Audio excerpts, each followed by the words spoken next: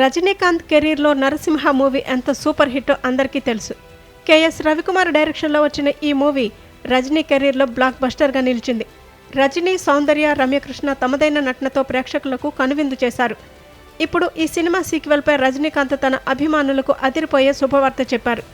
తన కెరీర్లో బ్లాక్ బస్టర్గా నిలిచిన నరసింహ చిత్రానికి సీక్వెల్ రాబోతోందని హింట్ ఇచ్చారు. ఈ సీక్వెల్ కోసం కథా చర్చలు జరుగుతున్నాయని, అంతా అనుకున్నట్టు జరిగితే అభిమానులకు మరో పండగ లాంటి సినిమా అందిస్తానని స్పష్టం చేశారు.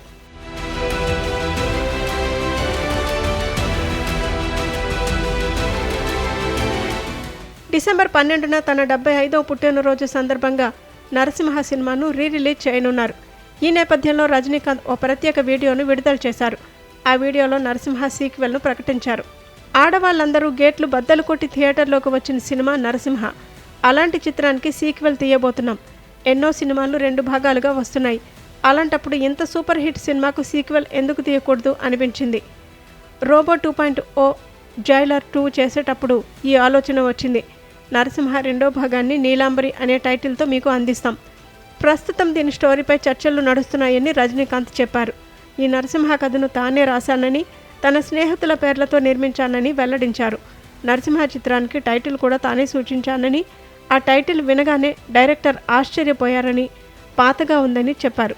అయితే ఆ టైటిల్లో ఓ వైబ్రేషన్ ఉందని చెప్పి తానే ఒప్పించానని పేర్కొన్నారు రజనీ. ఈ ప్రకటనతో నరసింహ సీక్వెల్పై అభిమానుల్లో భారీ అంచనాలు నెలకొన్నాయి.